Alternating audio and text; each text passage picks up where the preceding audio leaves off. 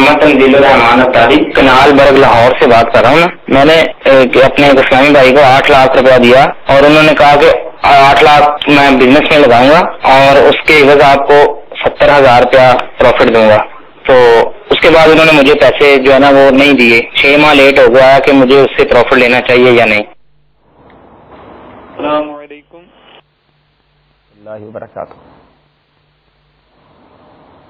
میں عمر فاروق اتاری جاکوٹ سے. میرا مسئلہ یہ ہے کہ کسی غیر مسلم کی ویب سائٹ سے اس کی پروڈکٹ لے کے یعنی کہ اس کی پروڈکٹ کی پکچر وغیرہ لے کے ہم اپنی ویب سائٹ پہ لگا سکتے ہیں یا نہیں؟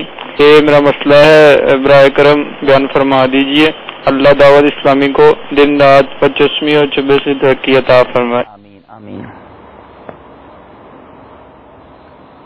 میرا نام جی محمد نواز ہے. میں میپل شریف جیسے بکھن سے بول رہا ہوں.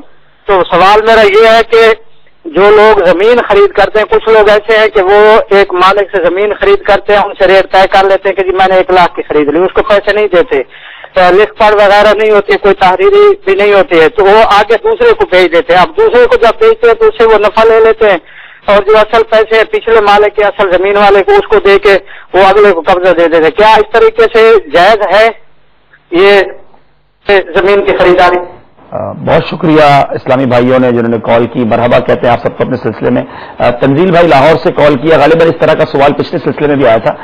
8 لاکھ روپے کسی کو دیے اور 70,000 روپے اس نے کہا میں نفع دوں گا اور پھر 6 مہینے پیمنٹ لیٹ ہو گئی.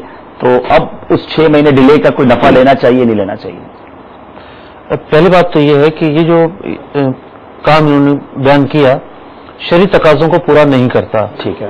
جب کوئی بندہ انویسٹ کرتا ہے تو وہاں فکس اور متعین مقدار میں نفع رکھا نہیں جا سکتا. نفع ہمیشہ فیصد میں رکھا جاتا ہے. ٹھیک ہے.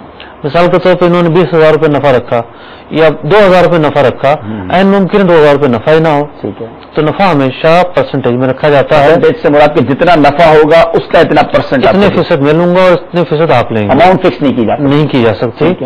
اور پھر جتنا فیصد نفع ہوا اتنا ان کا حق بنتا ہے. تو یہ تو جو انہوں نے شرکت کی، جو انویسٹ کی، شرکت فاسدہ ہے. ہاں یہ ہے کہ ابھی اس کے 2 طریقے ہو سکتے ہیں کہ سامنے والے نے بھی رقم ملائی تھی یا نہیں ملائی تھی. اگر سامنے والے نے بھی رقم ملائی تھی پھر ایک الگ مسئلہ ہوگا، اور اگر سامنے والا محض ورکر تھا، اس کی مطلب کہ رقم نہیں تھی، اماؤنٹ نہیں تھی، تو پھر وہ مضارب ہے. اور جب مضاربت فاسد ہو جائے، شرعی تقاضوں کو پورا نہ کرتی ہو، تو وہ کام کرنے والا اتنا ہی لینے کا حقدار ہے جتنا ایک مزدور اور تنخواہ دار آدمی اس قسم کے کام پر تنخواہ لے سکتا ہے. یعنی ڈیٹیل طلب مسئلہ ہے. تنزیل پر مزید بہتری ہے کہ آپ پراپر اپنی ڈیل کو یا تو ہمیں ای میل کر دیجئے، ای میل ایڈریس آپ کو اسکرین پر دکھایا جائے گا، یا آپ کو شرعی رہنمائی کا نمبر بھی دکھایا جائے گا. آپ ذرا ڈیٹیل بتائیں گے اپنے پرٹیکولر مسئلے کی کہ کس طرح پیسے لگے تھے، سامنے والے کے پیسے تھے کہ نہیں تھے، تو شاید آپ کو مزید ڈیٹیل میں بتا دیا جائے گا.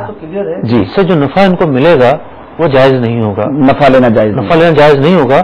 اور اسے مطلب دونوں کہ فکس اماؤنٹ کا انہوں نے تھا تو یہ سود کی طرف چلا جائے گا. جی ہاں، اس پر جو بھی حصہ انہیں ملے گا اسے صدقہ کرنا ہوگا. اچھا، یعنی ان کو تو پھر بھی کچھ نہیں ملنا ہے. دیکھو یہ بھی علم نہ ہونے کی وجہ ہے، بزنس شرعی طریقے سے نہ کرنے کی وجہ ہے. اگر شرعی طریقے سے بزنس کیا جاتا تو نفع آپ کا حق ہوتا، لیکن اسٹارٹ ہی غلط کر لیا. نفع بھی ہوا ہوگا کاروبار میں لیکن وہ آپ لے نہیں سکتے. جیسا مفتی صاحب نے رہنمائی فرمائی کہ لے کر بھی اس کو صدقہ کرنا ہوگا. یہ بڑی تفصیلات کے جس طرح ہم نے کہا کہ آپ دارالفتہ سنت سے